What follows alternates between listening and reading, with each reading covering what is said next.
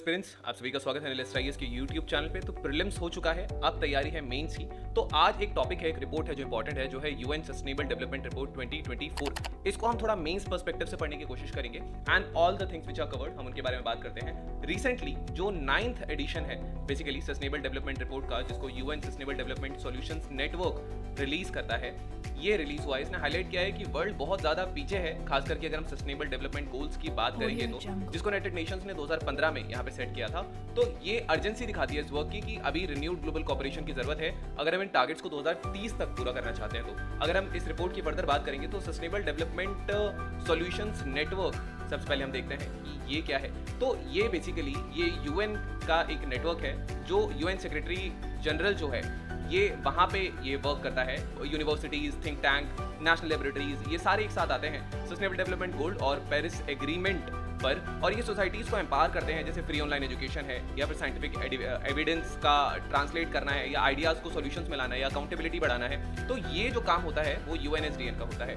Now यहाँ ये 2012 में इसको एस्टैब्लिश किया गया था यूएन सेक्रेटरी जनरल ने, बन की मून जिन्हें कहा जाता था। और यहाँ पे जो जेफरी सैक्स हैं, जेफरी सैक्स बेसिकली यहाँ पर he is renowned economist and a professor as well, इन्होंने यहाँ इसके साथ इसको ये एस्टैब्लिश किया था। देन SDSN जो है ये इंटीग्रेटेड अप्रोच प्रमोट करता है सस्टेनेबल डेवलपमेंट गोल को बेसिकली इंप्लीमेंट करने के लिए, पेरिस एग्रीमेंट को इंप्लीमेंटेशन के लिए। Education, research, policy analysis, global cooperation, ये सारी चीजें इसमें होती हैं। So this is the case. Now यहाँ पर अगर हम रिपोर्ट के हाइलाइट्स की बात करेंगे तो जो रिपोर्ट है ये UN summit of the future SDR 2024 को ये रिलीज हुआ था। ये सेट ऑफ फ्रेम रिकमेंड करता है जो चैलेंजेस हैं 21st सेंचुरी के, उनको एड्रेस करने के लिए। थीम यहाँ पे जो है वो SDG and UN summit of the future है। मोरओवर इस साल का जो एडिशन है ये प्रेजेंट करता है नए इंडेक्स कंट्रीज के लिए, जो यूएन बेस्ड मल्टीलेटरलिज्म और डिस्कशन, जैसे लॉन्ग टर्म पाथवेज होते हैं, इनको अटेन करना सस्टेनेबल फूड लाइन सिस्टम से। ये इस साल भी देखा जाए तो फिनलैंड, स्वीडन और डेनमार्क जो हैं, जो नॉर्डिक कंट्रीज हैं, ये यहाँ पर उन्होंने टॉप किया है ग्लोबली। केवल 6, अब डेटा अगर देखा जाए तो ग्लोबली केवल 16% यहाँ पर एक ऐसा डेटा है, केवल 16% जो गोल्स यहाँ पर हैं वो यहाँ अचीव हुए हैं। नेक्स्ट यहाँ पे 84% जो है अभी उनमें लिमिटेड प्रोग्रेस है। अगर हम 2030 तक की बात करेंगे तो केवल 16% ही हम इसको कवर कर पाए हैं। जो पेस है ये बहुत वाइडली वेरी करता है, जैसे नॉर्डिक कंट्रीज में हमने देखा तो ये ज्यादा है।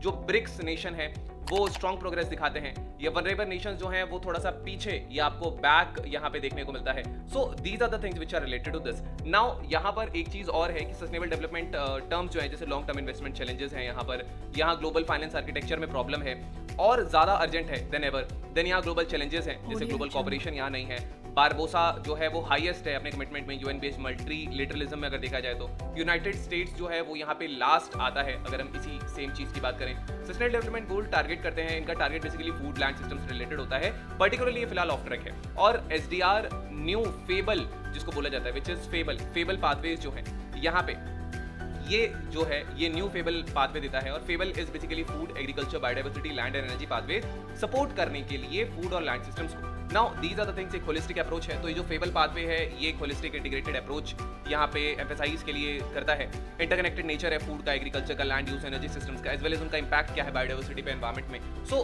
These are the things, remember the fable pathway. अगर हम भारत की परफॉर्मेंस की बात करेंगे तो इंडिया की जो रैंक है वो 109th रैंक इस बार मिली है 2024 में, और जो ओवरऑल स्कोर है वो दैट इज अराउंड 64 यहाँ ओवरऑल स्कोर है।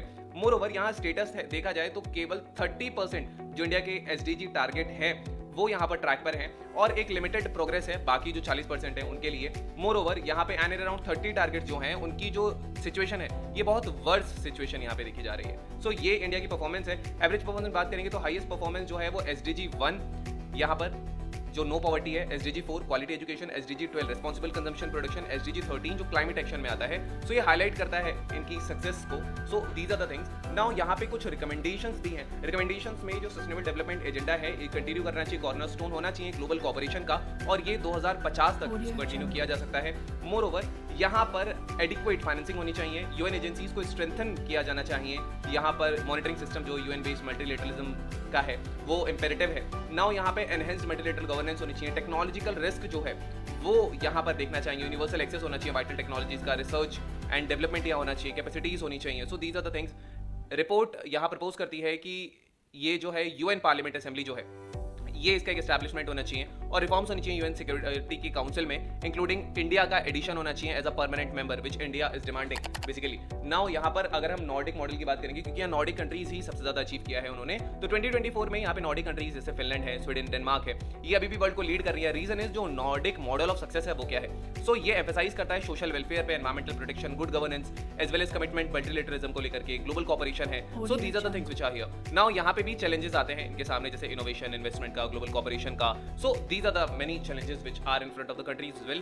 यहाँ पे ब्रिक्स की अगर हम बात करेंगे तो 2024 की रिपोर्ट के हिसाब से जो ब्रिक्स कंट्रीज हैं इनकी रैपिड प्रोग्रेस देखी गई है, Brazil, Russia, India, China and south Africa. तो स्ट्रॉन्ग प्रोग्रेस यहाँ पे देखा गया है। अपॉर्चुनिटीज यहाँ ज्यादा है, वाइल ब्रिक्स नेशंस ने सिग्निफिकेंट स्ट्राइड्स दिए हैं, लेकिन यहाँ यूनिक चैलेंजेस हैं, जैसे कि इनइक्वालिटी है, सोशल वेलफेयर को इंप्रूव करना है, यहाँ मोर सस्टेनेबल इकोनॉमिक मॉडल्स की तरफ ट्रांजिशन करना हो। मोरओवर ब्रिक्स के जो एसडीजीज हैं, ये जो सक्सेस है हाईलाइट करता है इंपॉर्टेंस इमर्जिंग इकोनॉमीज को एम्पावर करने के लिए और इनको प्रोवाइड करने के लिए नेसेसरी रिसोर्सेज, जितना भी सपोर्ट इनको जरूरत है, ताकि ये इंस्पायर कर पाएगा, मोटिवेट कर पाएगा बाकी अदर नेशंस को भी, ताकि वो एफर्ट्स ले सके। नेक्स्ट यहाँ पर चैलेंजेस क्या है, लैक ऑफ रिसोर्सेज। तो बैरियर क्या है, यहाँ लिमिटेड एक्सेस है फंडिंग के लिए। तो what would be the support, यहाँ पे एक इंटरनेशनल एड होनी चाहिए, डेवलपमेंट असिस्टेंस होना चाहिए। इंस्टीट्यूशनल कैपेसिटी वीक है, टेक्निकल एक्सपर्टीज नहीं है, इंस्टीट्यूशनल फ्रेमवर्क उतना नहीं है, तो कैपेसिटी बिल्डिंग यहाँ वर्क आएगी, नॉलेज शेयरिंग इनिशिएटिव्स वर्क आएंगे।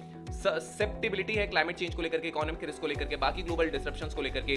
यहाँ पे स्ट्रेंथन सोशल सेफ्टी नेट्स होने चाहिए, डिजास्टर रेजिलियंस मेजर्स होने चाहिए, सस्टेन्ड कमिटमेंट। 2024 का सस्टेनेबल डेवलपमेंट रिपोर्ट जो है ये अंडरस्कोर करती है नीड ग्लोबल कम्युनिटी की रिएफर्म करने के लिए सस्टेनेबल डेवलपमेंट गोल्स को, ताकि वो एक साथ वर्क करें और इसको अचीव किया जा सके 2030 तक। नेक्स्ट यहाँ इनोवेटिव पार्टनरशिप्स होनी चाहिए, यहाँ पे रियलाइज करना सस्टेनेबल डेवलपमेंट गोल्स जो है इनमें इनोवेटिव क्रॉस सेक्टोरल पार्टनरशिप्स की जरूरत है, जहाँ गवर्नमेंट और डिफरेंट स्टेट्स की government, civil society, private sector सब एक साथ, एकेडमिक इंस्टीट्यूशंस, इन सबका एक इंटीग्रेटेड अप्रोच होनी चाहिए। रिसोर्सेज को मोबिलाइज करने की यहाँ जरूरत है। Now we have today's film critics question. The question says the UN agenda for sustainable future, the sustainable development goals adopted by UN 2015 serve as a blueprint for the global progress.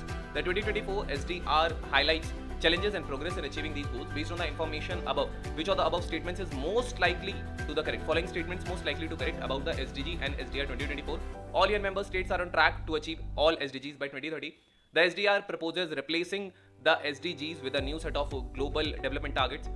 Developed nations are generally lagging behind developing countries in achieving SDGs. The SDR recommends reforms to the UN system to address the global challenges.